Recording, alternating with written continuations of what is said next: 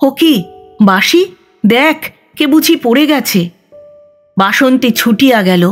পরক্ষণেই পাংশু মুখে ফিরিয়া আসিয়া কহিল, একবার বাইরে যাও মা, শিগগির যাও, দেখো কি হলো।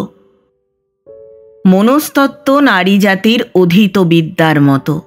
কন্যার এই কথা শুনিয়া বৃদ্ধার পূর্বের সন্দেহ অনেকটা বিশ্বাসে পরিণত হইল। অজ্ঞাত ভয়ের আশঙ্কায় মাতা অধীর হইয়া উঠিলেন।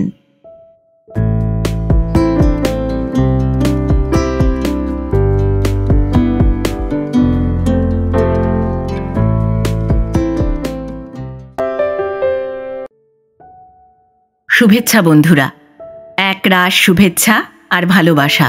আমি অর্পিতা, আর আপনারা শুনছেন এক ব্যাগ গপ্প ইউটিউব চ্যানেল। বন্ধুরা, শুরুতেই একটা ছোট্ট অনুরোধ। এখনও যারা এক ব্যাগ গপ্প চ্যানেলটি সাবস্ক্রাইব করেননি তাদের উদ্দেশ্যে বলি, আজই চ্যানেলটি সাবস্ক্রাইব করে সঙ্গে থাকুন, উৎসাহ পাব এগিয়ে চলার। আর ইতিমধ্যেই যারা এক ব্যাগ গপ্প চ্যানেলটিকে আপন করে নিয়েছেন তাঁদেরও জানাই আন্তরিক কৃতজ্ঞতা। আজ পড়ব শ্রদ্ধেয় কথা সাহিত্যিক রবীন্দ্রনাথ মৈত্র রচিত একটি ছোট গল্প পরাজয়। গল্প পাঠ করছি আমি অর্পিতা। শব্দ নির্মাণ করেছেন সাহিত্য সমাহার চ্যানেলের আকাশ। প্রচ্ছদ এঁকেছেন মোনালিসা। উপস্থাপনায় এক ব্যাগ গপ্প ইউটিউব চ্যানেল। শুরু করছি রবীন্দ্রনাথ মৈত্র রচিত একটি ছোট গল্প পরাজয়।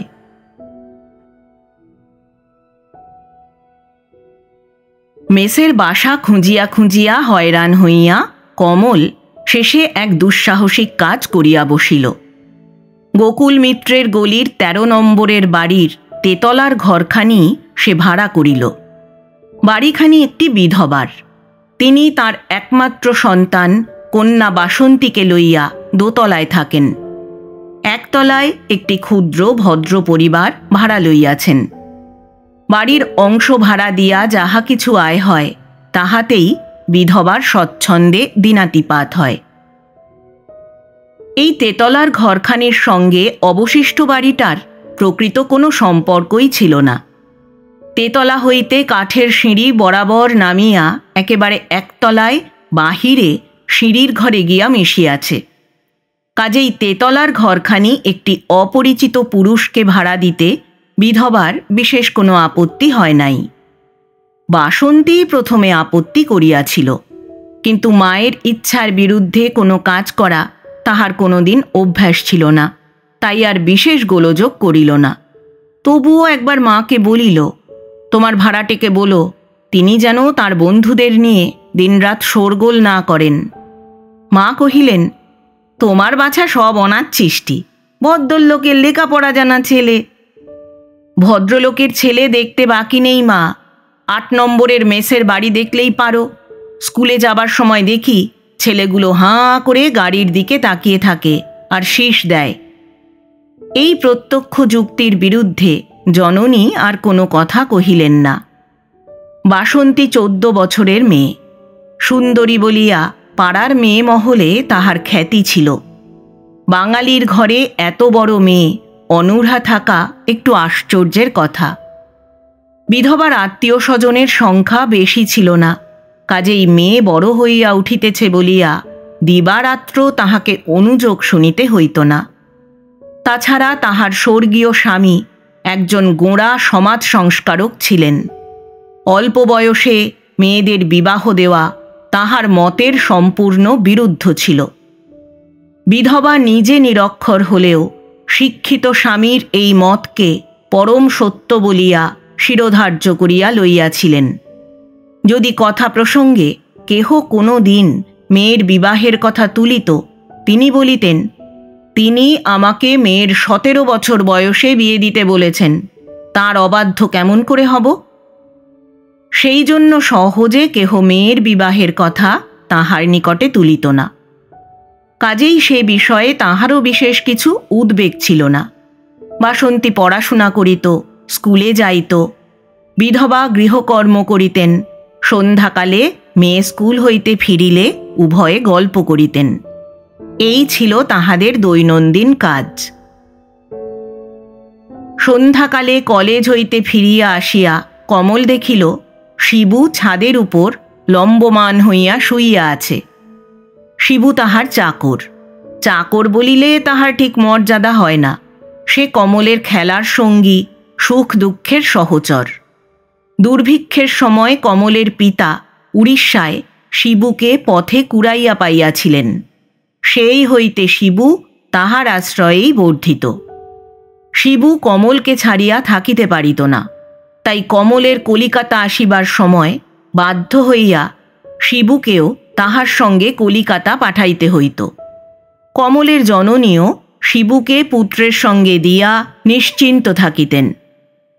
শিবুকে শুইয়া থাকিতে দেখিয়া কমল জিজ্ঞাসা করিল, কি হয়েছে তোর? শিবু বলিল, হবে আবার কি, আজ রাত্রে খাওয়া হবে কেমন করে তাই ভাবছি। কমল বলিল, তাই তো, এখানে হোটেল নেই? শিবু বলিল, থাকবে না কেন, তবে সে হিঁদুর হোটেল নয়, সেখানে সব গাড়োয়ানেরা খায়। কমল বলিল, হোটেল আছে নিশ্চয়, কলেজের কাছে এখানে হোটেল না থাকলে চলে? শিবু বলিল, চলবে না কেন, সবাই তো তোমার মতো না দেখে না শুনে ঘর ভাড়া করে না, তাদের বুদ্ধি শুদ্ধি আছে, আর কলেজ আছে তো খুব, তোমার কলেজ তো এখান থেকে ক্রোশ 1.5 হবে। কমল বলিল, তবে উপায়? শিবু বলিল, আর কি, বাদাম তেলের লুচি খেয়ে থাকা। কমল বলিল, সেটি আমার দ্বারা হবে না শিবু, তুই এক কাজ কর, বাড়িওয়ালিকে একবার ডাক দিয়ে নিয়ে আয় তো। মিনিট 2 পরেই যেখানে বাসন্তীর মাতা বসিয়া বালিশ সেলাই করিতেছিলেন, ক্ষুধার্ত শিবু সেইখানে গিয়া উপস্থিত। বাসন্তী দূরে জানালার কাছে চেয়ারে বসিয়া ইতিহাসে মনঃসংযোগ করিয়াছিল। শিবুকে হঠাৎ দেখিয়া রুক্ষস্বরে জিজ্ঞাসা করিল, কি চাও? শিবু বলিল, বাবু বাড়িওয়ালিকে ডাকছেন। বাড়িওয়ালি? বাড়িওয়ালি এখানে কেউ নেই, এটা ভদ্রলোকের বাড়ি। বাসন্তী আরও কি বলিতে যাইতেছিল, জননী বাধা দিয়া কহিলেন, তার কি দরকার? শিবু বাসন্তীর রুদ্রমূর্তি দেখিয়া ভীত হইয়া পড়িয়াছিল, কহিল, জানি না। বাসন্তীর মাতা কহিলেন, কি দরকার তার, জেনে এসো। বাসন্তী চেয়ার ছাড়িয়া উঠিয়া কহিল, না মা, আমি তার কাছে যাচ্ছি, ভদ্রলোকের মেয়েকে কি বলে ডাকতে হয় আমি শিখিয়ে দিয়ে আসছি। বলিয়া আর মায়ের সম্মতির অপেক্ষা না করিয়া ঝড়ের মতো ঘর হইতে বাহির হইয়া গেল। ছাদে ইজি চেয়ারের উপর লম্বমান হইয়া শ্রান্ত কমল বাড়িওয়ালির প্রতীক্ষা করিতেছিল।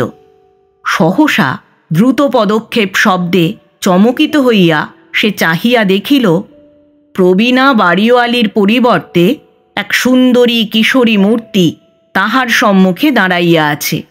তাহার পশ্চাতে জড়সড় শিবু।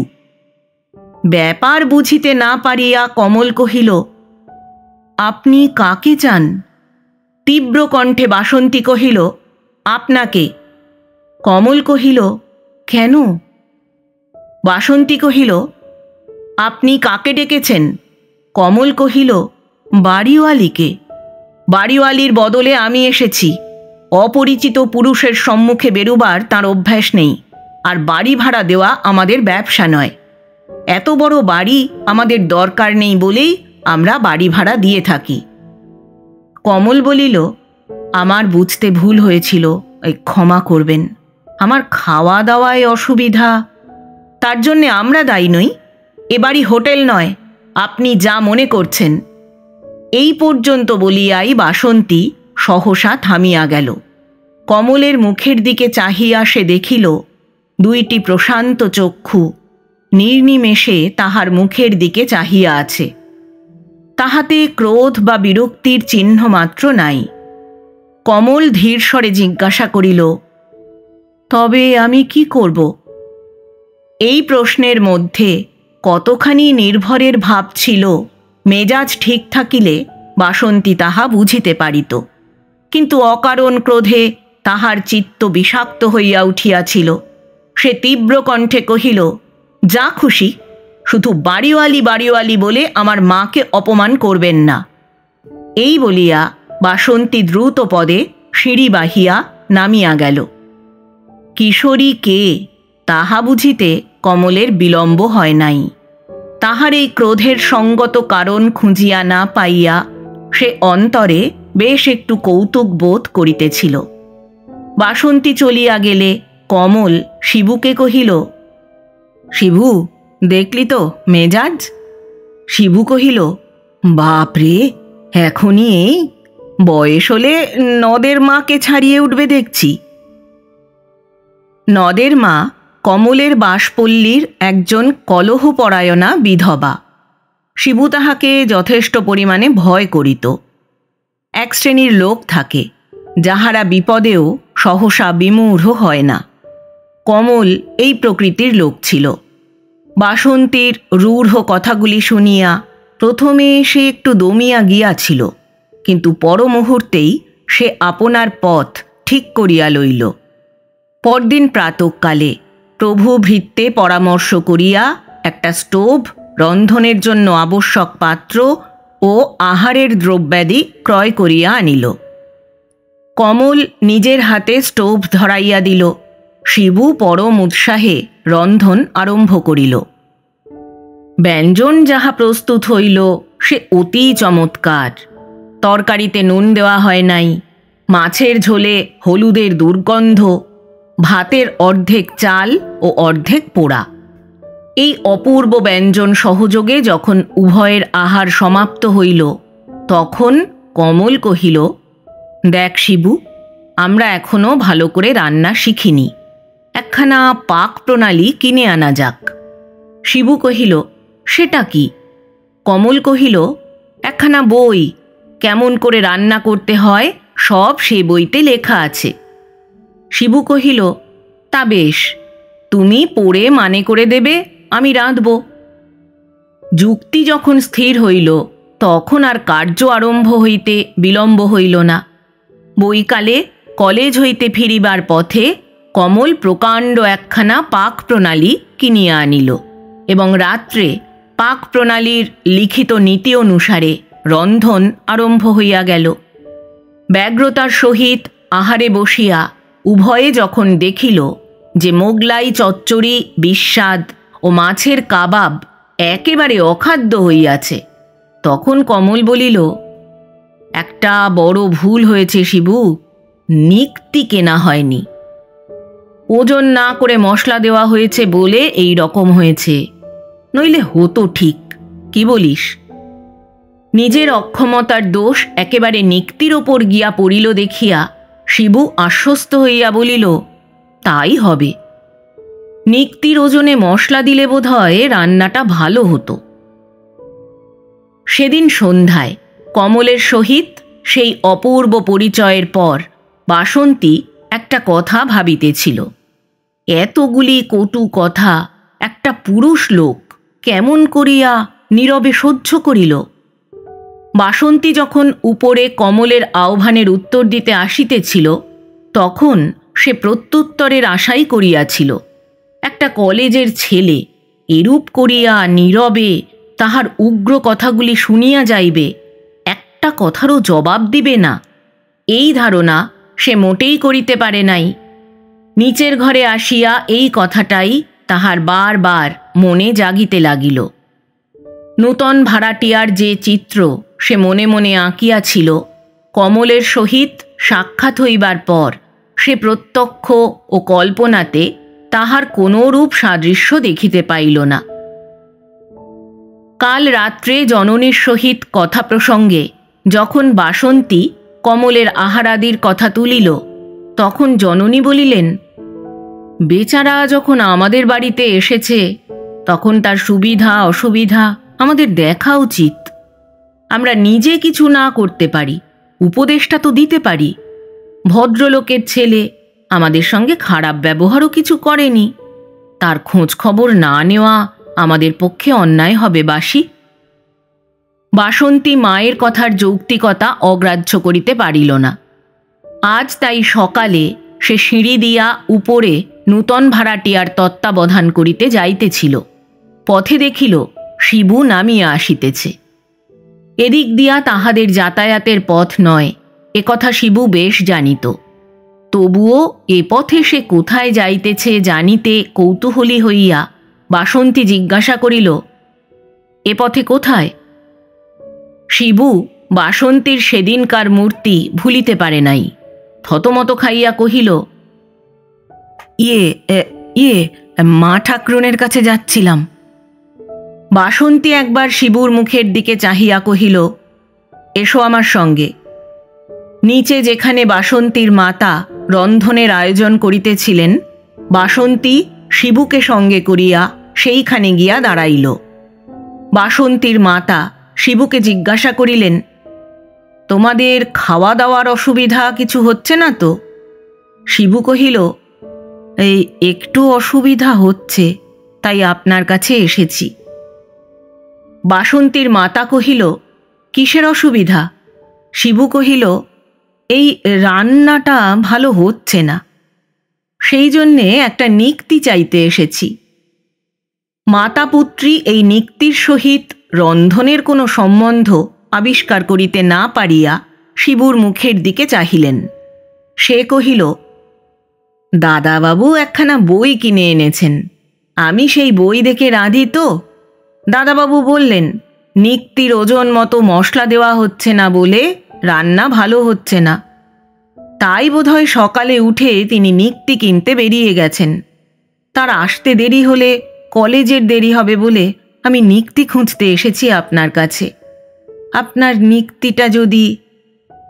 বাসন্তী বহু কষ্টে এতক্ষণে চুপ করিয়াছিল, কিন্তু আর থাকিতে না পারিয়া উচ্চ কণ্ঠে হাসিয়া উঠিল।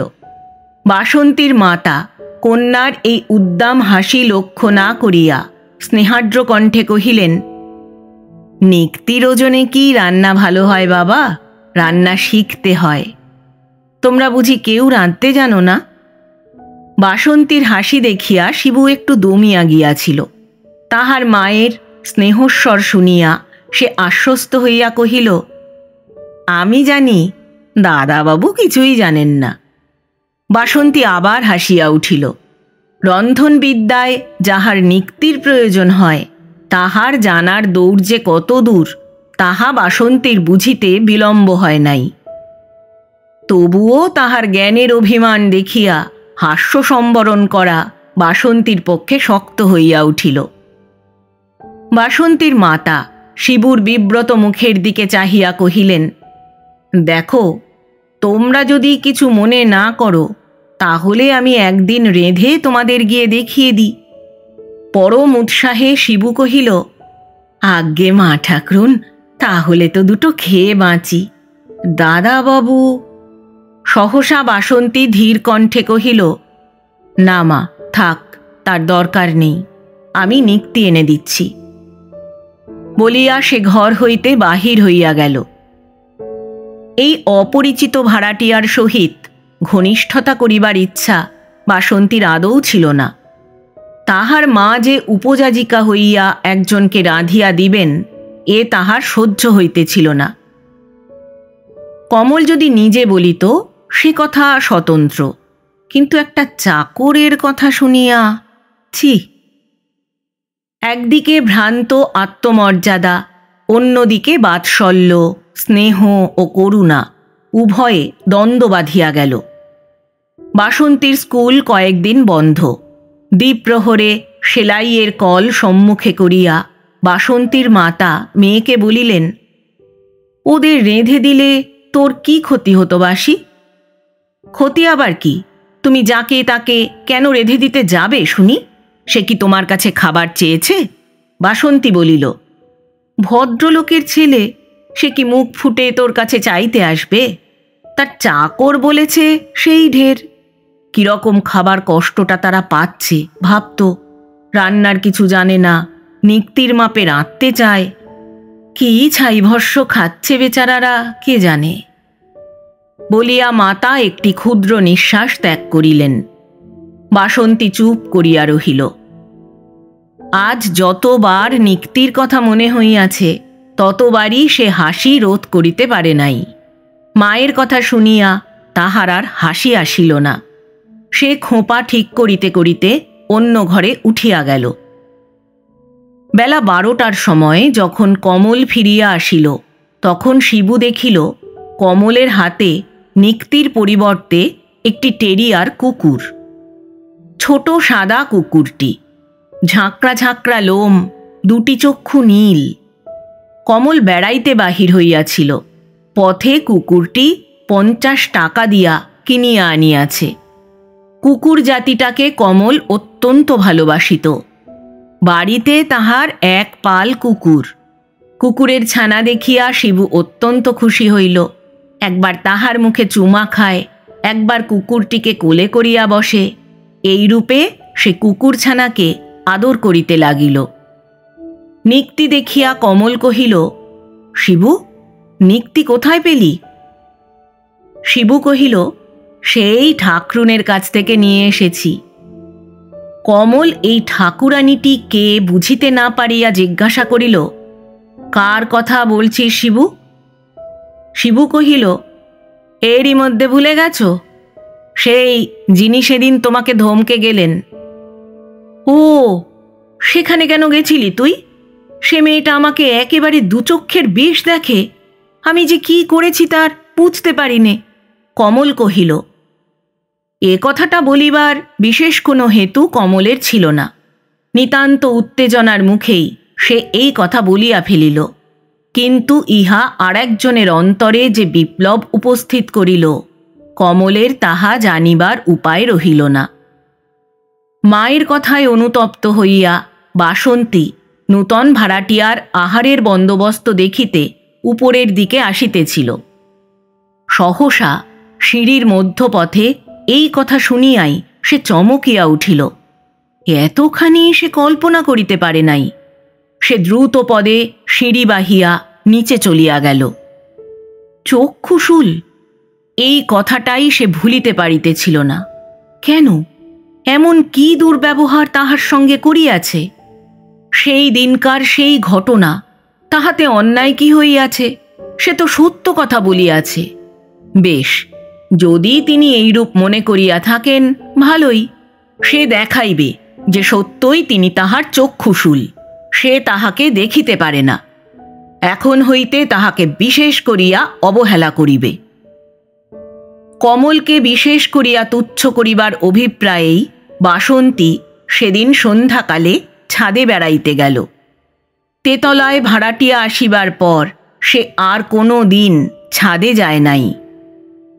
আজ সে আপনাকে অত্যন্ত দৃঢ় করিয়া ছাদের রেলিং ধরিয়া দাঁড়াইল। ছাদে কেহ ছিল না। ঘরের জানালা খোলা। কমল শয্যায় বসিয়া এসরাজ বাজাইতেছিল। পৃথিবীর সকল বাদ্যযন্ত্রকে অবহেলা করিয়া সে আশৈশব এই যন্ত্রটিকেই অভ্যাস করিয়া আসিয়াছে। এসরাজ বাজিতেছিল চমৎকার। বাসন্তী চলিয়া যাইবার উপক্রম করিয়া সহসা থামিয়া গেল। পুরবীর অন্তরটা না শুনিয়া যাওয়া চলে না। সে যেন কিছুই শুনিতেছে না, এইরূপভাবে রাস্তার দিকে ঝুঁকিয়া পড়িয়া দাঁড়াইয়া রহিল। এসরাজ আর থামে না। এরূপভাবে দাঁড়াইয়া থাকাও কষ্টকর। সহসা পায়ে একটা কোমল স্পর্শ অনুভব করিয়া সে মুখ ফিরাইল। দেখিল কুকুরের ছানাটা তাহার পা চাটিতেছে। অজ্ঞাতসারে কুকুরটাকে সে বুকে তুলিয়া লইল।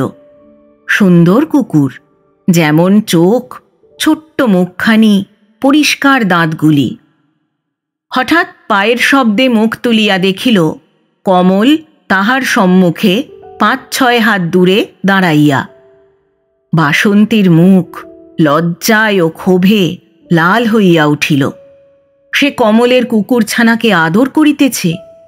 তেতলার ভাড়াটিয়াকে অবহেলা করিতে আসিয়া তাহারই কুকুরকে আদর করা চোখে কেমন ঠেকে।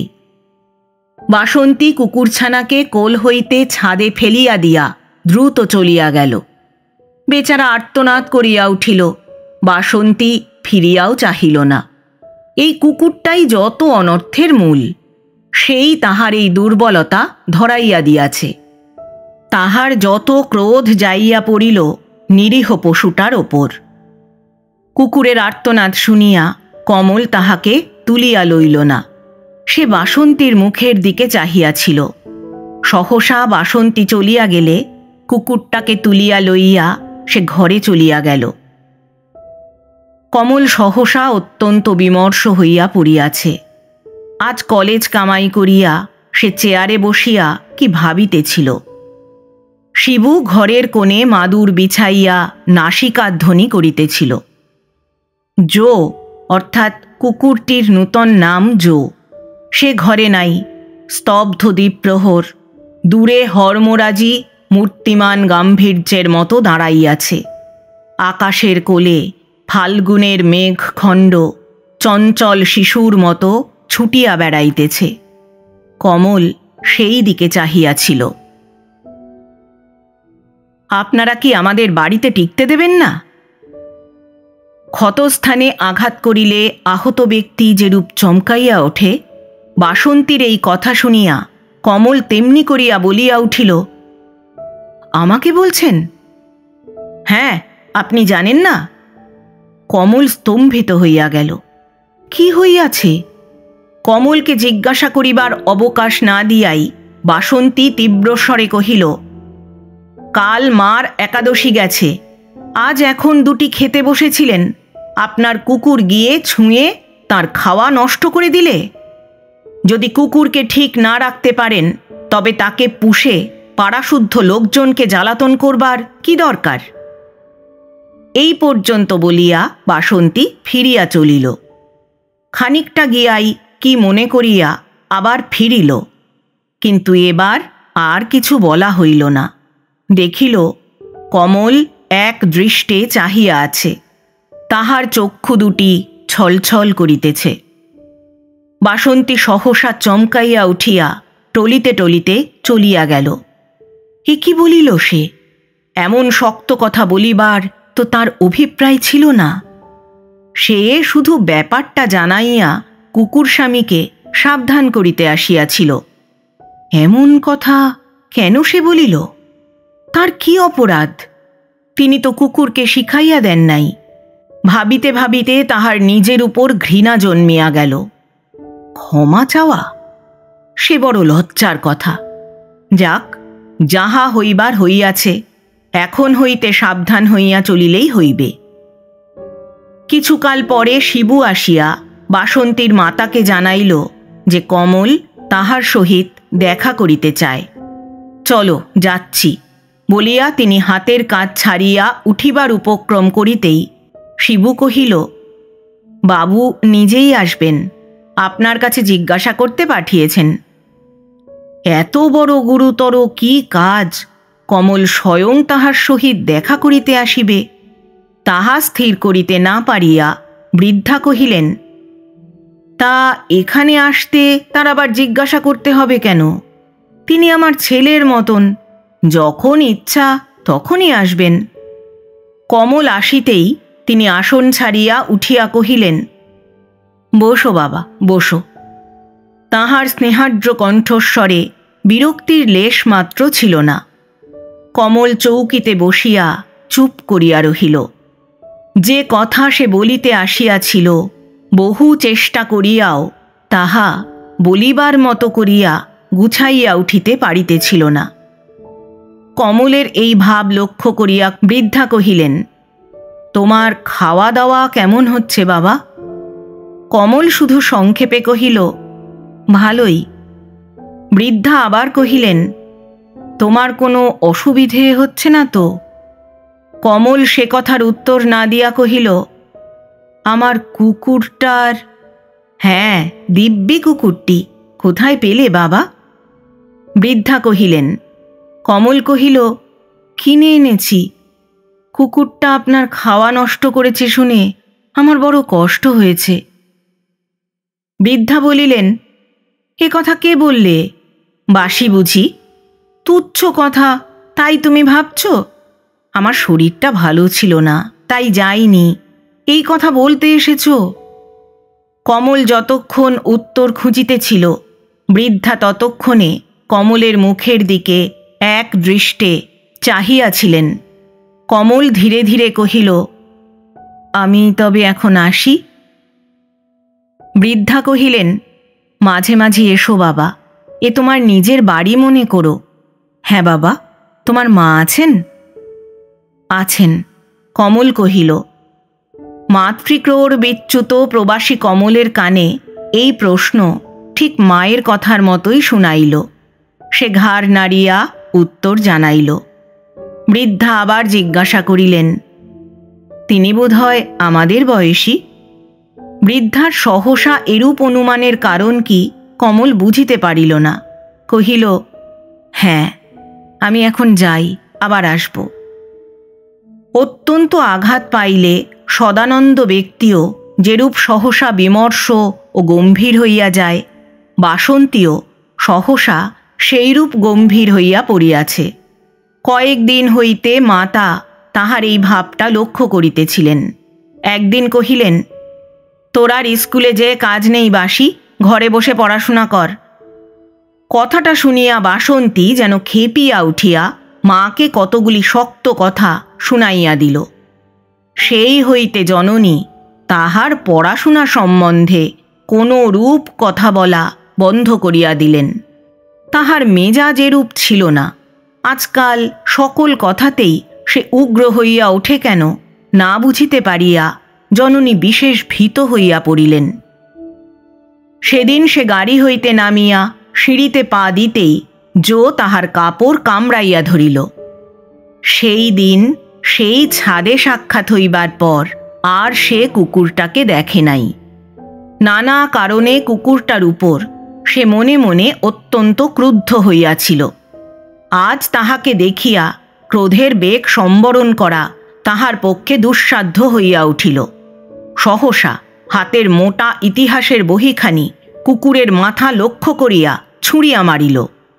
আদরের পরিবর্তে দারুণ প্রহার লাভ করিয়া বেচারা আর্তনাদ করিতে করিতে তেতলার দিকে ছুটিল। মাতা সিঁড়ির উপর হইতে কন্যার এই অপূর্ব আচরণ লক্ষ্য করিয়া কহিলেন, ওকে মারলি কেন? বেশ করেছি, আমার খুশি। এত উচ্চকণ্ঠে মায়ের কথার উত্তর দিল যে সে কথা তেতলার ভাড়াটিয়ার শ্রবণ পর্যন্ত এড়াইল না। কমল কলেজের ছুটির পর বাসায় আসিয়া ছাদে বেড়াইতেছিল। সহসা জোর কাতর আর্তনাদ শুনিয়া রেলিংয়ের উপর দিয়া নিচের দিকে চাহিতেই বাসন্তীর কথা স্পষ্ট শুনিতে পাইল। কথা বলিয়াই কেহ শুনিল কিনা দেখিবার জন্য উপরে চাহিতেই দেখিল কমলের বিষণ্ণ চক্ষু তাহার দিকে চাহিয়া আছে। সে মুখ ফিরাইয়া পূর্ববৎ উচ্চকণ্ঠে কহিল, যেমন পাজি কুকুর তেমনি মুগুর হওয়া চাইত। যাহাকে শুনাইবার জন্য এই কথা বলা সে শুনিল, কিন্তু কোনো জবাব দিল না। বাসন্তীর অদ্ভুত ব্যবহারে কমল ক্রমেই বিরক্ত ও বিব্রত হইয়া উঠিতেছিল। কুকুরটাকে সে অতিমাত্রায় ভালোবাসিত। তাহার এই অন্যায় শাস্তি তাহাকে অত্যন্ত আঘাত করিল। কাহারও সহিত বাদানুবাদ করা তাহার স্বভাব ছিল না বলিয়া সে কিছু বলিল না। কি ভাবিয়া সে সহসা কুকুরটার উপরেই ক্রুদ্ধ হইয়া উঠিল। শিবু আসিয়া দেখিল কমল জোকে প্রহার করিতেছে। ওকে মারছ কেন দাদাবাবু? কমল কহিল, ও নিচে যায় কেন? নিচে যাওয়াতে তাহার কি অপরাধ হইয়াছে শিবু স্থির করিতে পারিল না। সেদিনকার এই ঘটনার পর হইতে কমল এত গম্ভীর হইয়া পড়িল যে তাহা বাসন্তীরও চক্ষু এড়াইল না। গাম্ভীর্য তাহার স্বভাবসিদ্ধ নহে, এই কথাটা অল্পদিনের পরিচয়েই সকলে বুঝিতে পারিয়াছিল। সেদিন কমল খবরের কাগজখানা শেষ করিয়া রাখিয়া দিতেই শিবু কহিল, দাদাবাবু চলো একবার তীর্থ করে আসি। কমল হাসিয়া কহিল, সে কি রে, এই শীত, এখন যাব কোথায়? শিবু কহিল, এই কাছেই গঙ্গাসাগর। তখন শিবু সকল কথা খুলিয়া বলিল। তার পুরাতন বন্ধু শ্রীদাম মুদি গঙ্গাসাগর যাইবার অভিপ্রায়ে কলিকাতা আসিয়াছে। সে শিবুকে সঙ্গে লইতে চাহে। শিবুরও অত্যন্ত ইচ্ছা সে গঙ্গাসাগরে স্নান করিয়া আসে, কিন্তু দাদাবাবুর অসুবিধা হইবে বলিয়া সে যাইতে নারাজ। যদি দাদাবাবু সঙ্গে যায় তবে সে যাইতে পারে। কমল শিবুর সকল কথা চুপ করিয়া শুনিল। তারপর কহিল, আমার যাওয়া হয় না শিবু, পরীক্ষার ফিস দিতে হবে, তুই যা। সে হয় না দাদাবাবু, তোমাকে একলা রেখে। কমল কহিল, আমার জন্যে তোর ভাবতে হবে না শিবু, দিন সাতেক আমি নিজেই চালিয়ে নিতে পারব। শিবুর অনেক আপত্তি সত্ত্বেও কমল টলিল না। অগত্যা শিবু কহিল, আমি তবে জেলেপাড়ার রামঠাকুরকে বলে আসি, সে তোমাকে রোজ দুবেলা রেঁধে দিয়ে যাবে, আর ওই মুখি ঝি বাসন মেজে ঘর সাফ করে দিয়ে যাবে। কমল কহিল, আচ্ছা। সন্ধ্যাকালে শিবু কমলের ঝি ও ঠাকুর ঠিক করিয়া আসিল। যাত্রার পূর্বে কমলকে নানা প্রকার উপদেশ দিয়া কহিল, এই কটা দিন আর রাত জেগে পড়াশোনা করো না, অসুখ বিসুখ হয়ে পড়বে। আমি শিগগির ফিরে আসব, আর কুকুরটাকে শিকল দিয়ে বেঁধে রেখো, নইলে বাড়িময় সে আমাকে খুঁজে বেড়াবে। যাইবার সময় প্রণাম করিতেই কমল কহিল, সাবধানে থাকিস শিবু, সেখানে বড় কলেরা হয়, আর টাকা করি কিছু বেশি নিয়ে যাস। শিবু কহিল, তোমার কিছু ভাবতে হবে না, আমি সোমবারেই ফিরে আসব। আর দেখো, ওই গয়লাকে টাকা দিও না, আমি এসে দেব। এবার বেটা কেবল জল দিয়েছে, দুধ দেয়নি। পরদিন রাম ঠাকুরের প্রস্তুত অন্ন ব্যঞ্জন মুখে দিয়াই কমল আসন ছাড়িয়া উঠিয়া কহিল, তোমার আর আসবার দরকার হবে না ঠাকুর, আমি নিজেই দুটি রেঁধে নেব। শিবু এলে তোমার একদিনের মাইনে নিয়ে যেও। আজ 1 সপ্তাহ পরে বাসন্তী ছাদে বেড়াইতে আসিয়াছে। কুকুরকে মারিবার পর হইতে আর বাসন্তীর সহিত কমলের সাক্ষাৎ হয় নাই। কুকুরকে মারিয়া বাসন্তী অত্যন্ত অনুতপ্ত হইয়াছিল। ততোধিক অনুতপ্ত হইয়াছিল কমলের উদ্দেশ্যে সেই কটু কথাগুলি বলিয়া। ইচ্ছা করিয়া সে কমলকে তিরস্কার করে নাই। কমলের সহিত তাহার কোনো শত্রুতা নাই, অথচ শক্ত কথা বলিবার অভিপ্রায় না থাকিলেও কথাগুলি যেন আপনি বাহির হইয়া পড়ে।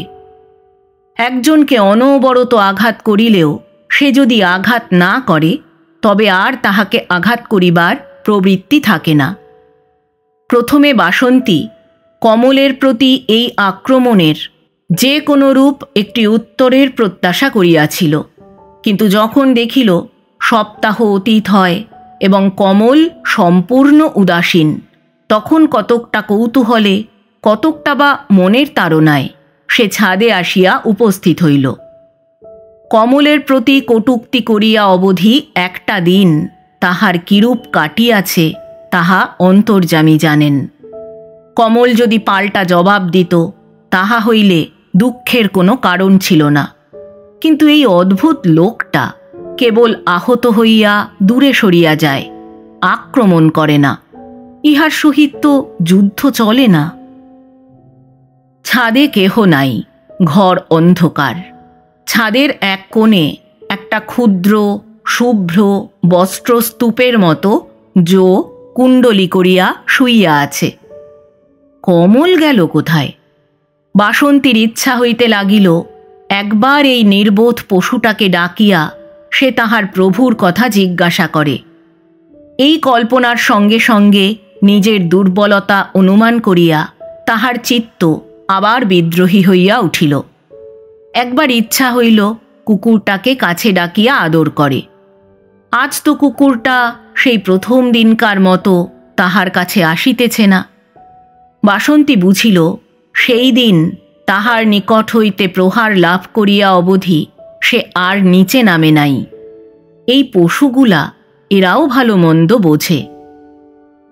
সন্ধ্যার এই নির্জনতা ক্রমে তাহার দুর্বহ হইয়া উঠিতেছিল। কমলের ঘরখানা যেন তাহার প্রতি অভিমানে নীরব হইয়া আছে। কুকুরটা অভিমান করিয়া এক কোণে পড়িয়া আছে।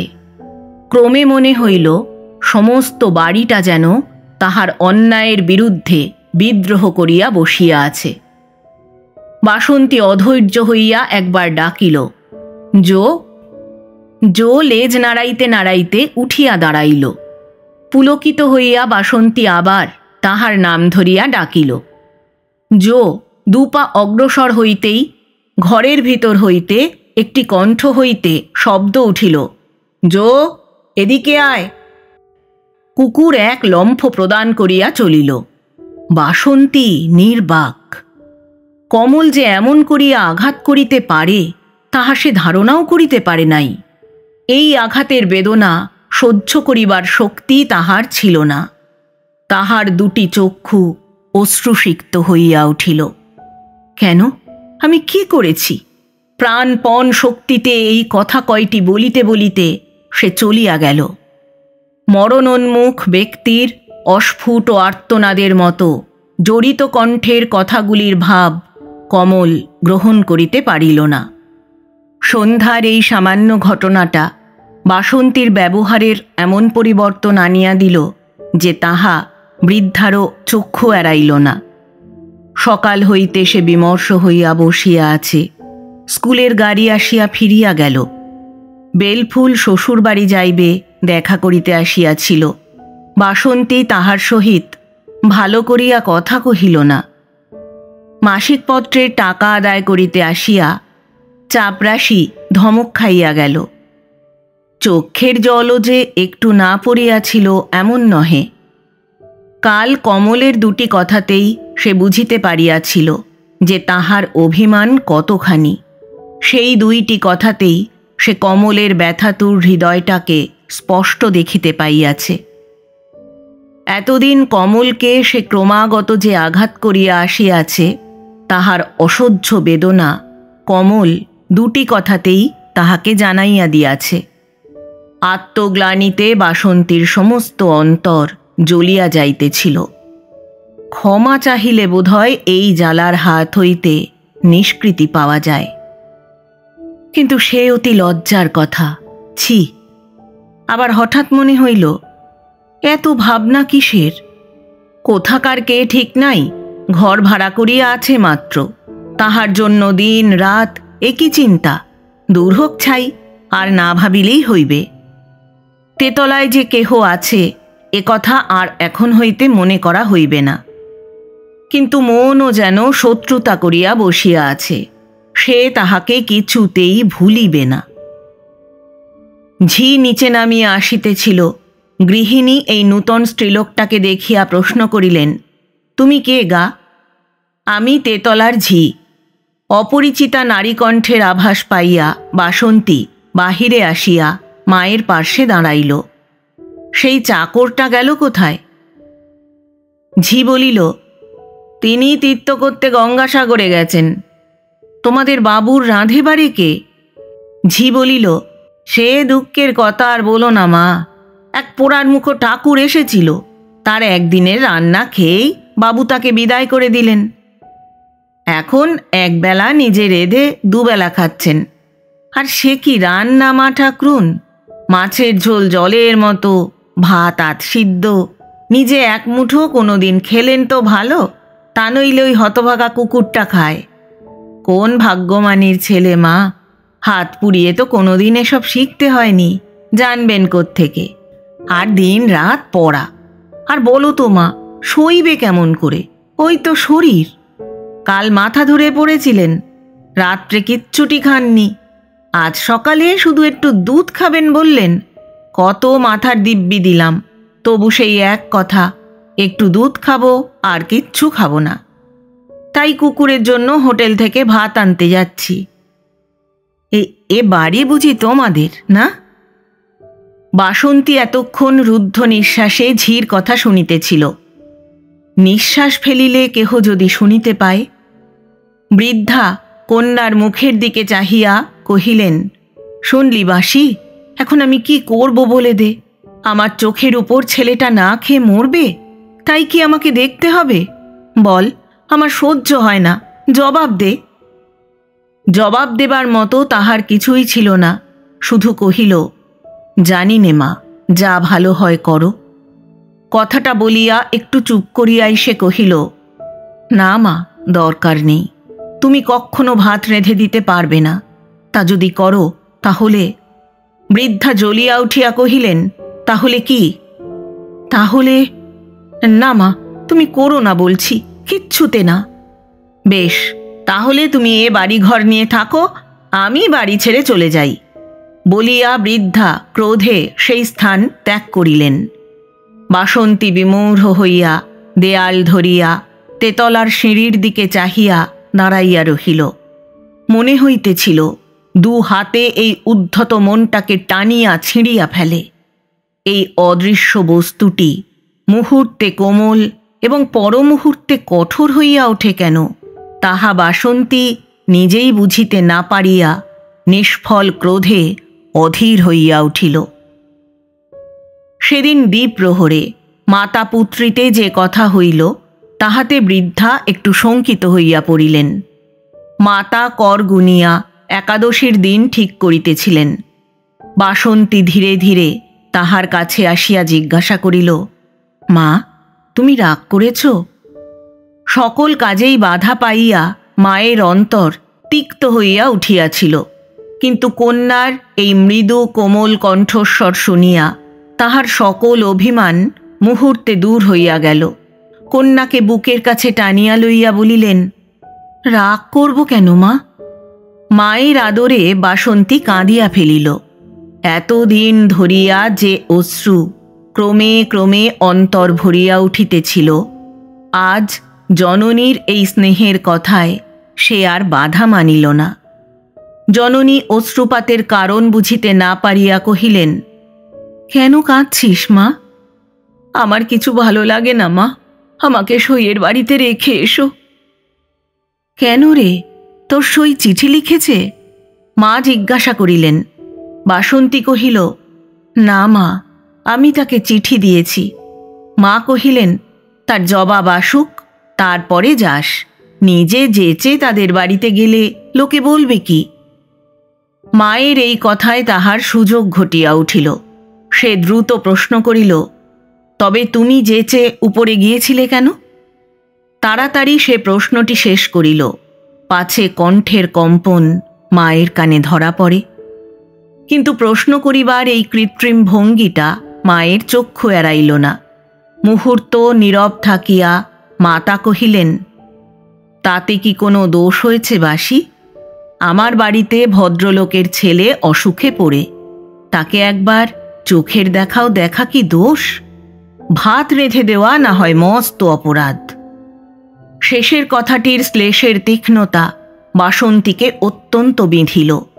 মায়ের মুখের দিকে না চাহিয়া বাসন্তী উগ্রস্বরে কহিল, বারে বারে আমাকে কেন খোঁচা দিচ্ছ? তোমার ইচ্ছা হয় রেঁধে বেড়ে খাওয়াও গে, আমি কালই সইয়ের বাড়ি চলে যাব। উত্তরের অপেক্ষা না করিয়া বাসন্তী নিজের ঘরে গিয়া বসিল। মনস্তত্ত্ব নারী জাতির অধীত বিদ্যার মতো। কন্যার এই কথা শুনিয়া বৃদ্ধার পূর্বের সন্দেহ অনেকটা বিশ্বাসে পরিণত হইল। অজ্ঞাত ভয়ের আশঙ্কায় মাতা অধীর হইয়া উঠিলেন। 7 দিন পরে শিবুর ফিরিবার কথা।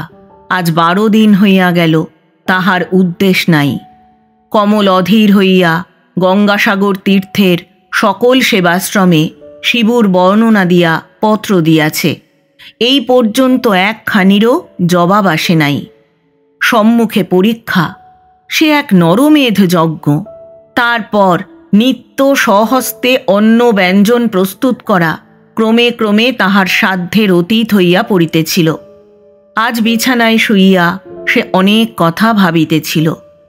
সহসা খোলা জানালা দিয়া ছাদে চাহিতেই সে দেখিতে পাইল বাসন্তী এলো চুলে দাঁড়াইয়া আছে। তাহাকে বড় সুন্দর দেখাইতেছিল। একাকী থাকিলেই মন কল্পনাপ্রবণ হইয়া ওঠে। এই কয়দিনের নির্জন বাস তাহার অসহ্য হইয়া উঠিতেছিল। যাহার সহিত এতদিন কেবলই তাহার মুখ সংগ্রাম চলিয়াছে, আজ তাহার সহিত কোনো রূপে সন্ধি করিতে পারিলেও সে যেন এই নির্জনতার অত্যাচার হইতে রক্ষা পায়, এই ভাবিয়া ধীরে ধীরে বাহিরে আসিয়া বাসন্তীকে উদ্দেশ করিয়া কহিল, দেখুন। স্বর শুনিয়া বাসন্তী কাঁপিয়া উঠিল। মনের রূপটা পাছে ধরা পড়ে, তাই সে অত্যন্ত শক্ত হইয়া কহিল, আমাকে বলছেন?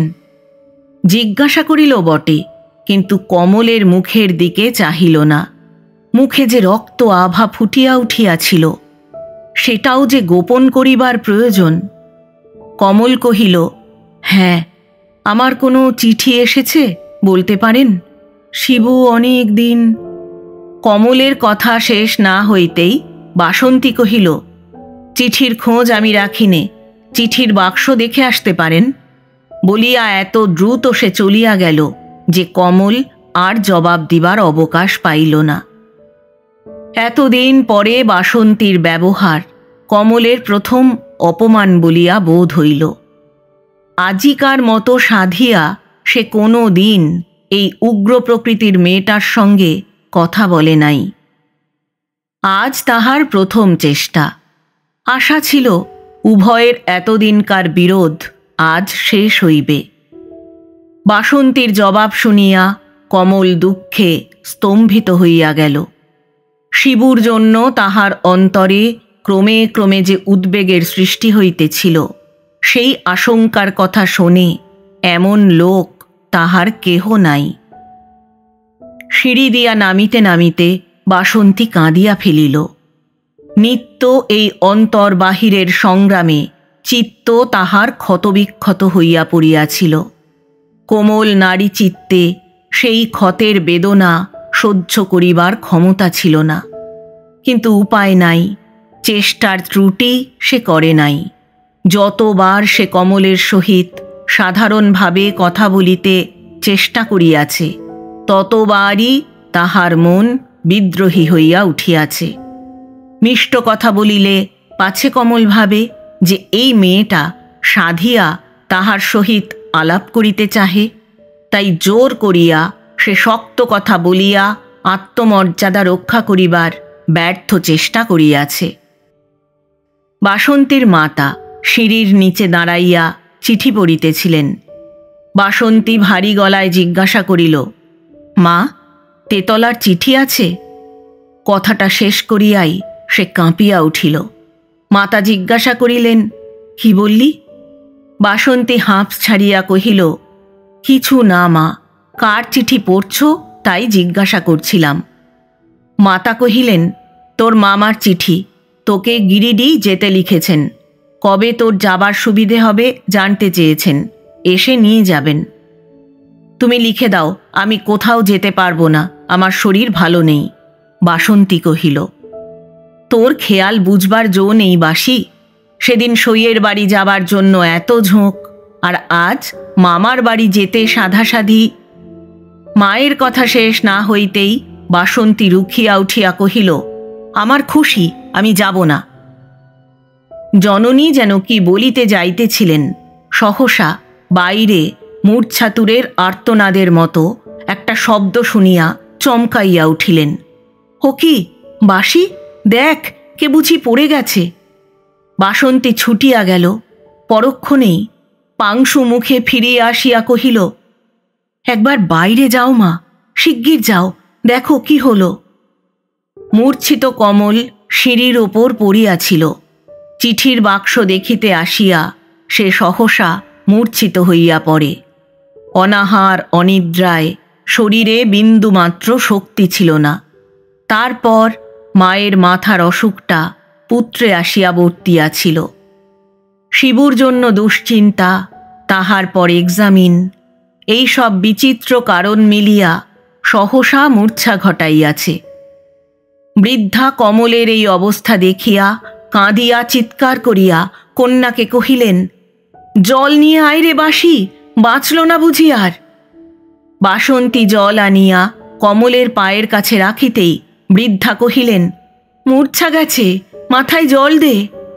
বাসন্তী কলের পুতুলের মতো মূর্ছিতের মাথায় জল ঢালিতে লাগিল।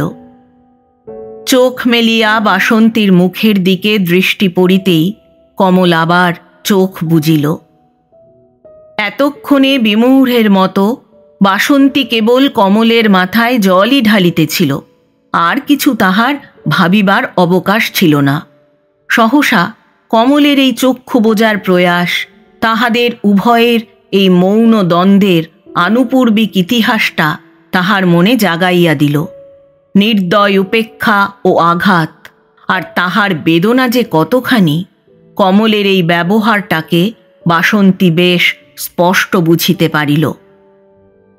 ডাক্তার আসিয়া নাড়ি ও বুক পরীক্ষা করিয়া সংক্ষেপে কহিলেন, টাইফয়েড, এর আত্মীয় স্বজন যদি কেউ থাকে খবর দিন। বৃদ্ধা কহিলেন, বাড়ি ঘর কোথায় তা তো জানি না ডাক্তারবাবু। ডাক্তার কহিলেন, চিঠিপত্র খুঁজে বাড়িতে একটা তার করে দিন, বিশেষ সুবিধে মনে হচ্ছে না কেসটা। বৃদ্ধা কহিলেন, বাঁচবে তো? কেমন করে বলি, অনেক দিন থেকে ভেতরে ভেতরে রোগা হয়েছে, খাওয়া দাওয়ার অনিয়মে। ডাক্তার কহিলেন। বাসন্তী এতক্ষণ চুপ করিয়া দাঁড়াইয়াছিল। ডাক্তারের শেষের কথাটা শুনিয়া তাহার বুকের মধ্যে ধড়াস করিয়া উঠিল। খাওয়া দাওয়ার অনিয়ম? এর জন্য যদি কেউ দায়ী থাকে তবে সে নিজে। এতখানি, এ সবই তার জন্য। মাথা টলিতেছিল।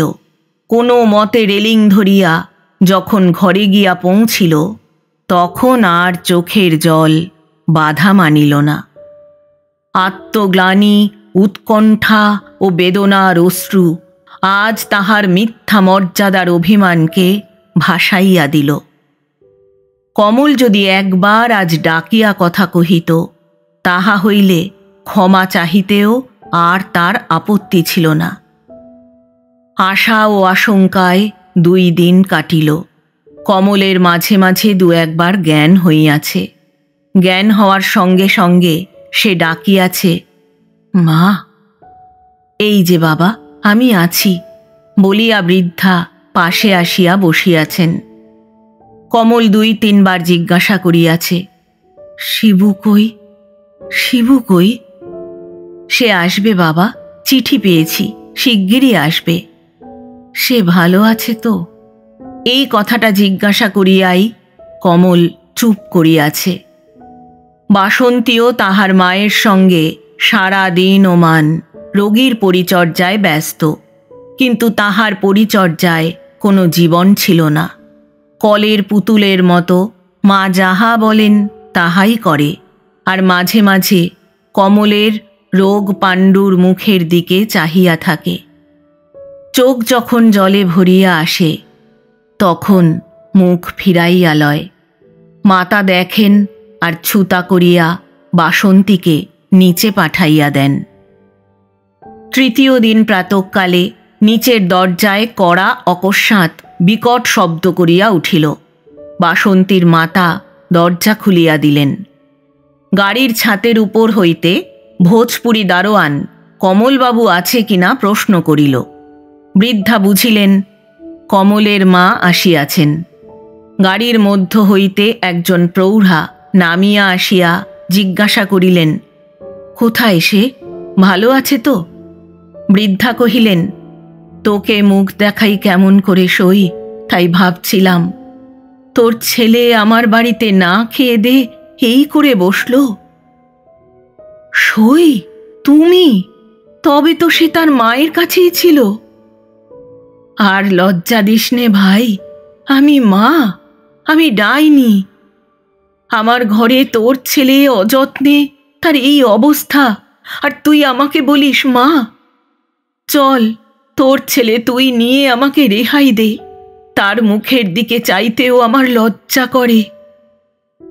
পুরাতন সখী দুটির মিলন সম্ভাষণ শেষ হইয়া গেলে বাসন্তী নিভৃতে আসিয়া জিজ্ঞাসা করিল, কে মা?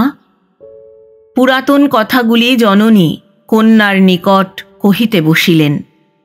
প্রথম যৌবনের স্নেহের প্রেমের রঙিন চিত্রগুলি কথায় একটি একটি করিয়া তিনি আঁকিতে লাগিলেন। বাসন্তী নির্বাক হইয়া শুনিতে লাগিল। কাশীর দশাশ্বমেধের ঘাটে 2 বালিকার প্রথম পরিচয়। সখীত্বে সে পরিচয়ের পরিণাম। বিবাহের পর উভয়ের বিচ্ছেদ। বাসন্তী যখন কোলে, তখন রেলগাড়িতে পুনরায় সাক্ষাৎ, ঘণ্টা কয়েকের জন্য মাত্র।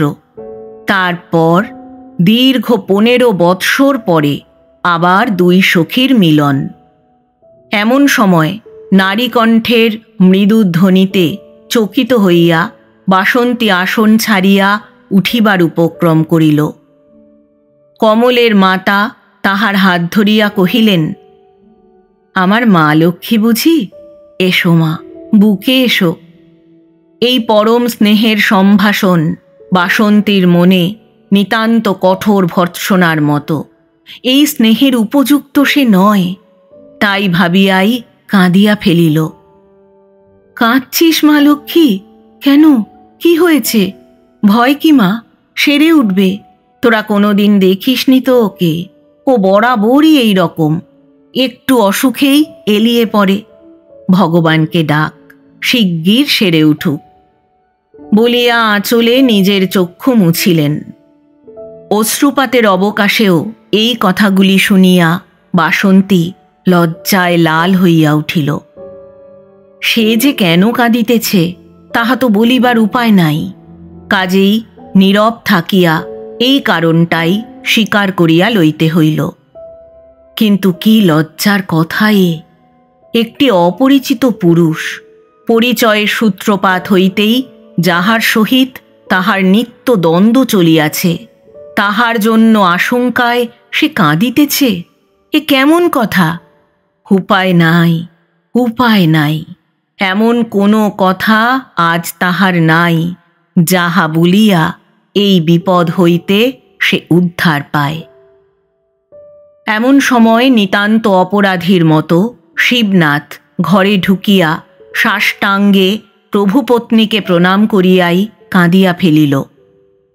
কমলের মাতা যতই তাহাকে সান্ত্বনা করেন, সে ততই কাঁদে। পরে অশ্রুজলের সঙ্গে সে কোনো প্রকারে নিজের কাহিনী শেষ করিল। গঙ্গাসাগরে পৌঁছিয়াই তাহার ওলা উঠা হয়। মা মঙ্গলচণ্ডীর কৃপায় সে রক্ষা পাইয়াছে। এখন দাদাবাবু সারিয়া উঠিলেই সে বাঁচে।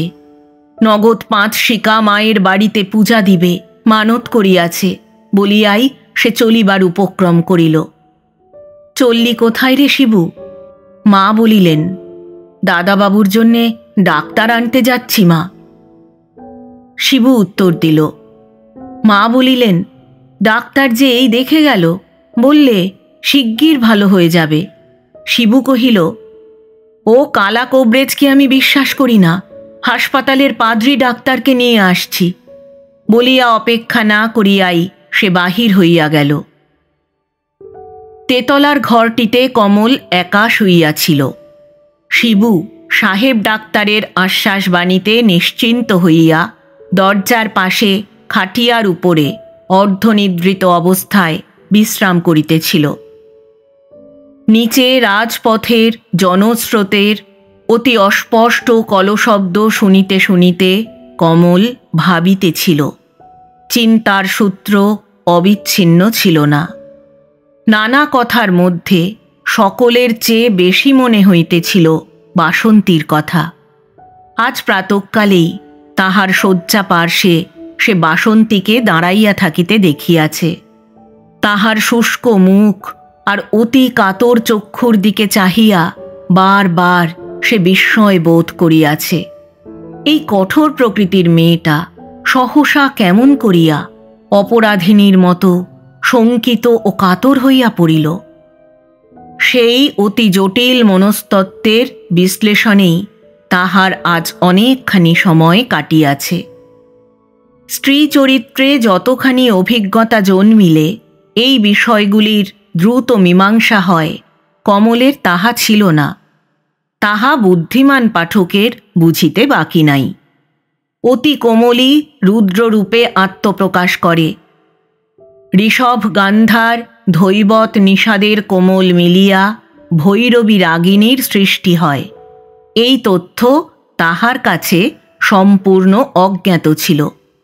কাজেই বাসন্তীর সহসা পরিবর্তনের এই জটিল সমস্যার সমাধান করা তাহার পক্ষে সাধ্য হইল না। সমস্যা প্রাতঃকালে যেমন জটিল ছিল, এই সায়াহ্নেও তেমনই রহিয়া গেল। এমন সময়ে তাহার এই মূর্তিমতী সমস্যার কণ্ঠস্বরে সে চমকিয়া উঠিল এবং দ্বারের কাছে তাহাকে দেখিয়াই পাছে মনের চিন্তাগুলি চোখে ধরা পড়ে এই ভয়ে চক্ষু বুজিল।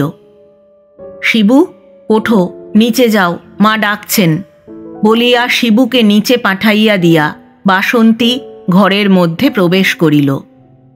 কমল যে ভান করিয়া চক্ষু বুজিয়া আছে বাসন্তী তাহা লক্ষ্য করে নাই। সে শয্যা পার্শ্বে আসিয়া কমলের মাথায় হাত দিয়া উত্তাপ পরীক্ষা করিল। তারপর পাখা লইয়া বাতাস করিতে বসিল। তাহার দৃষ্টি ছিল কমলের মুখের দিকে। সে দৃষ্টি স্নেহার্দ্র, কিন্তু শঙ্কারও আভাস তাহাতে ছিল। কমল চক্ষু মেলিলেই হাতের পাখা যথাস্থানে রাখিয়া দূরে সরিয়া চেয়ারখানিতে বসিবে, অভিপ্রায় ছিল এইরূপ। কমল ভাবিয়াছিল বাসন্তী আসিয়াই চলিয়া যাইবে, কারণ পূর্বে বাসন্তীর সেবা পাইয়াছে বলিয়া তাহার মনে হয় না। কিন্তু যখন বাসন্তীর গৃহত্যাগ করিবার কোনো লক্ষণ দেখা গেল না এবং দেহের উপর বাসন্তীর হাত পাখা অবিশ্রান্ত চলিতে লাগিল, তখন সে প্রমাদ গণিল। ঘুমাইয়া 12 ঘণ্টা চক্ষু বুজিয়া থাকা যায়, কিন্তু জাগ্রত অবস্থায় 10 মিনিট থাকা শক্ত, বিশেষত রোগীর পক্ষে। অথচ চক্ষু মেলিলেই বিপদ আছে। বাসন্তীর সঙ্গে চোখাচোখি হইবার ভয় ছিল। তাহার পর চোখাচোখি হইলেই কিছু না কিছু বলিতেই হইবে, না হইলে নিতান্ত অভদ্রতা করা হয়। অথচ উভয়ের মধ্যে সম্বন্ধ যেমন জটিল হইয়া উঠিয়াছিল, তাহাতে কোন কথাটি বলিলে শোভন হইবে আকাশ পাতাল ভাবিয়াও কমল তাহা স্থির করিতে পারিল না। এদিকে চক্ষু বুজিয়া থাকা ক্রমে ক্রমে তাহার পক্ষে অসহ্য হইয়া উঠিতেছিল। তখন এই বিপদ হইতে উদ্ধার পাইবার আশায় চোখ না মেলিয়াই শুধু বলিল, মাকে একবার ডেকে দিন। কথা শুনিয়াই বাসন্তীর হাত পাখা পড়িয়া গেল। সে তাড়াতাড়ি কমলের শয্যা ছাড়িয়া উঠিয়া একেবারে ঘরের বাহির হইয়া গেল।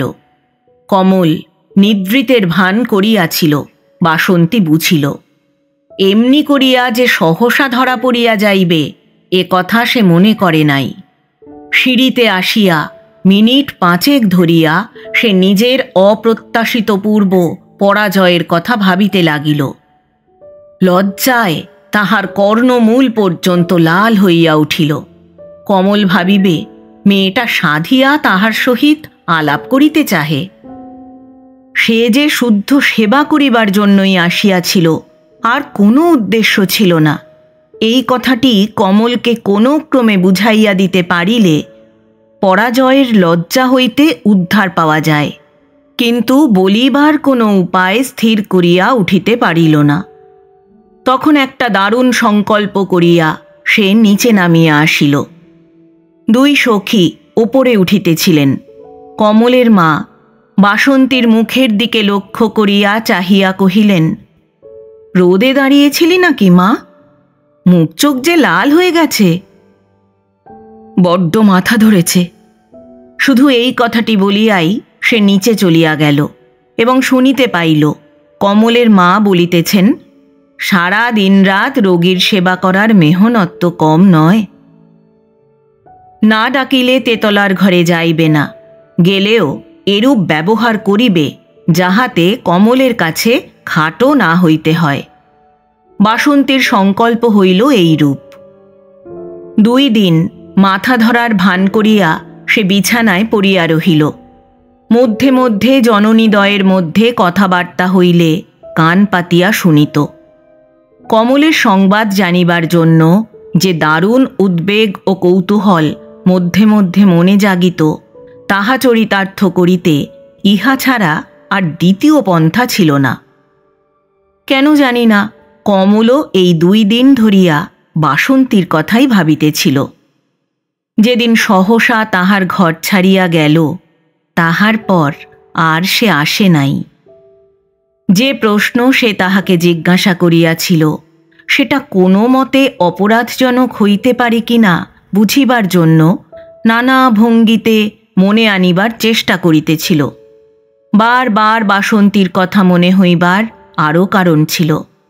বাসন্তীর যে রূপটি তাহার কাছে অপ্রীতিকর ছিল, আজ কয়েক দিন সেই মূর্তি কমল দেখে নাই।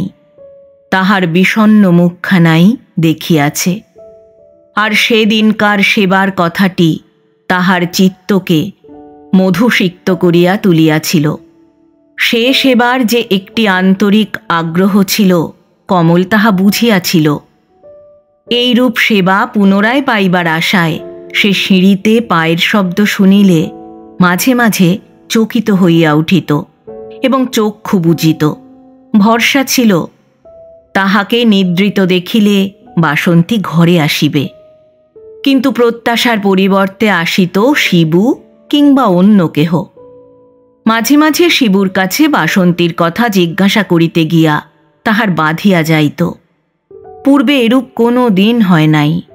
বাসন্তীর ব্যবহার সম্বন্ধে নিতান্ত নির্বিকারের মতোই এতদিন সে শিবুর সহিত আলোচনা করিয়াছে।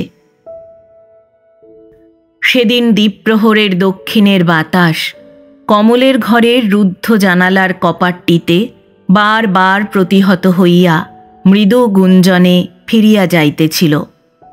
মাথার দিকের জানালার একটা খড়খড়ি খোলা ছিল, তাহার মধ্য দিয়া রাজপথের কৃষ্ণচূড়া গাছের রক্তরূপ দেখা যাইতেছিল।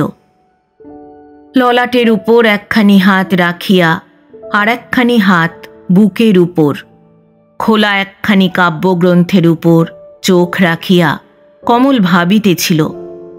এমন সময় শিবু আসিয়া ডাকিল, দাদাবাবু ঘুমোচ্ছ? না, কেন বলিয়া সে চক্ষু মেলিল। মা ঠাকরুন জিজ্ঞেস করলেন তুমি গালাগাল দিয়েছ কিনা। গালাগাল? কাকে বলছিস কি? এই তোমার সেই দোতলার দিদিমণিকে। কমলের মাতার সহিত গৃহস্বামিনীর সম্বন্ধ প্রকাশ হইবার পর হইতে শিবু বাসন্তীকে দিদিমণি বলিত। কমল শিবুর প্রশ্নে বিস্মিত হইয়া বলিল, কিছুই বুঝলাম না শিবু, খোলসা করে বল। শুনবে, আমি যাচ্ছিলুম দিদিমণির কাছে টাকা চাইতে। মা ঠাকরুনের সব টাকা করি দিদিমণির কাছে কিনা। গিয়ে দেখলাম দিদিমণি টেবিলের ওপর মুখ রেখে খুব কাঁদছে। মা ঠাকরুনকে বলতেই তিনি আমাকে আড়ালে ডেকে নিয়ে বললেন, শিবু, তোর দাদাবাবু বুঝি বকেছে। সে আজ 2 দিন ওপরে যায়নি। ব্যাপার কি, জেনে আয় তো। জননী এইরূপ অনুমান করিয়াছেন মনে করিয়া কমল বড় লজ্জা বোধ করিল। অনেকক্ষণ চুপ করিয়া থাকিয়া বলিল, মাকে বলিস আমি কিছু বলিনি।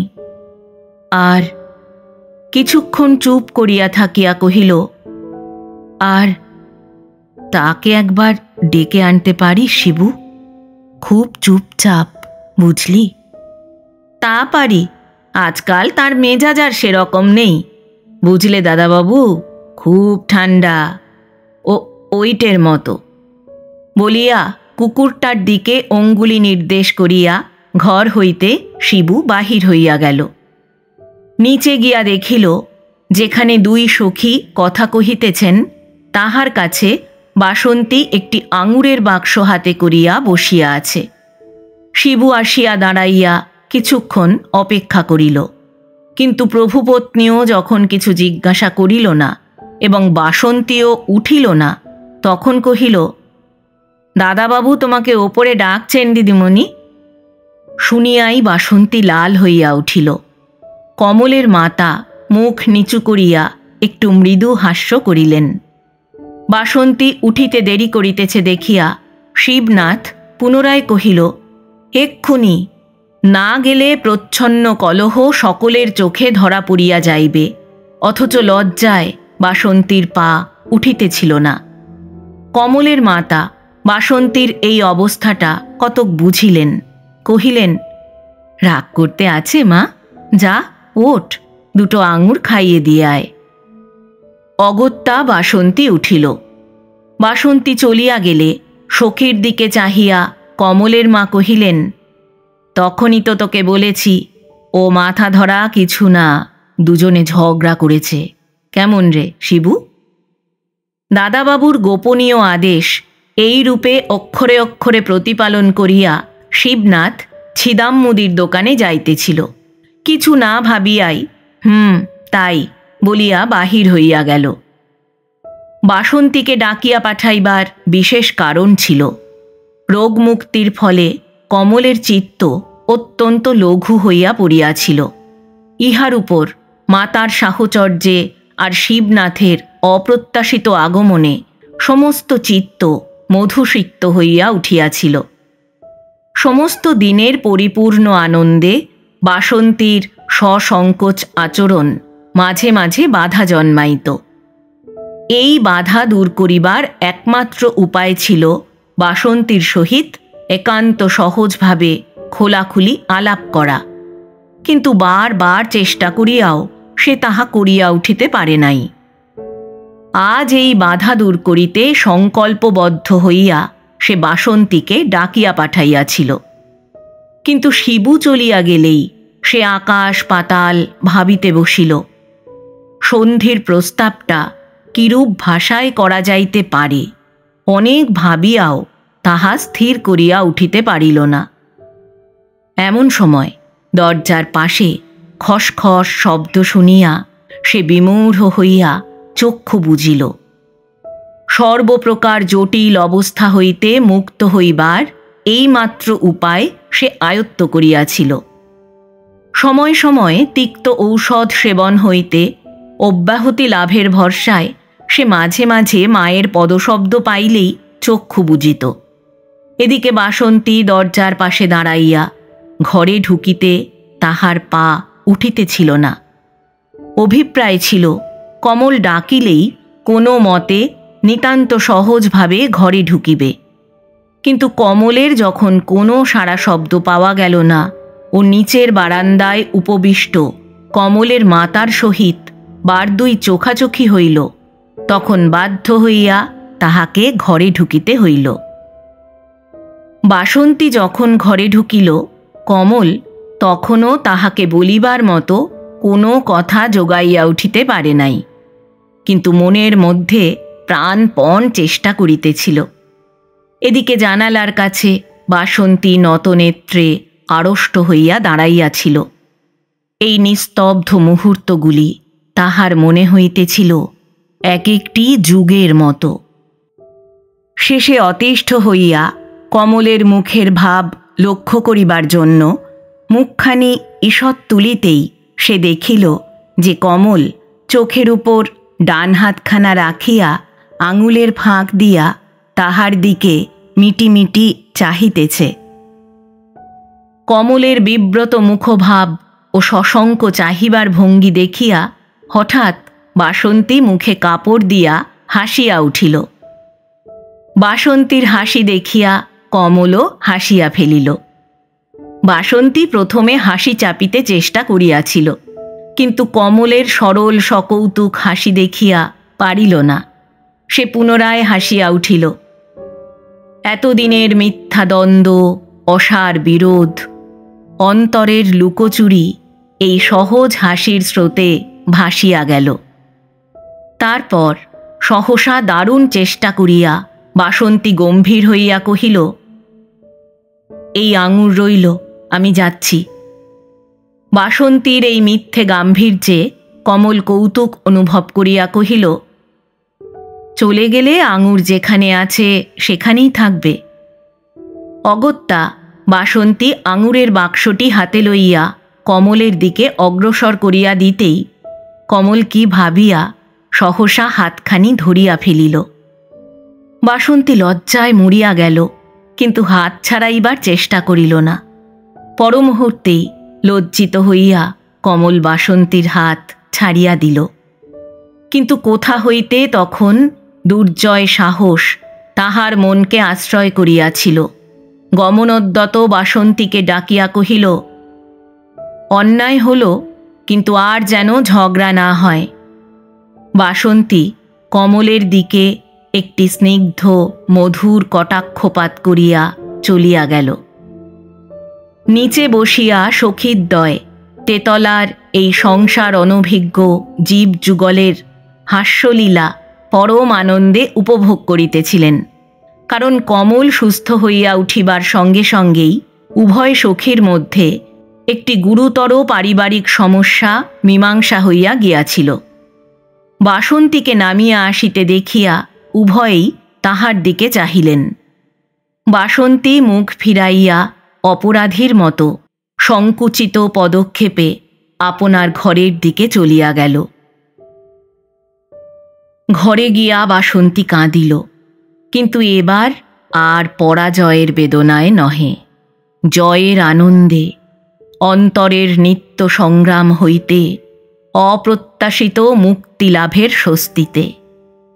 অশ্রু যখন শেষ হইয়া গেল, তখন বাসন্তী দেখিল যে তাহার সমস্ত মন ক্ষান্ত বর্ষণ শরতের আকাশের মতো পরিষ্কার হইয়া গিয়াছে।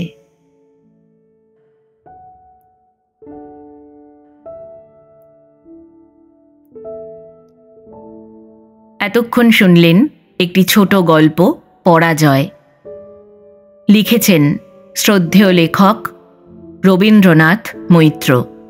গল্প পাঠ করলাম আমি অর্পিতা। উপস্থাপনায় এক ব্যাগ গপ্প ইউটিউব চ্যানেল। বন্ধুরা, গল্প পাঠ ভালো লাগলে চ্যানেলটি সাবস্ক্রাইব করে পাশে থাকবেন।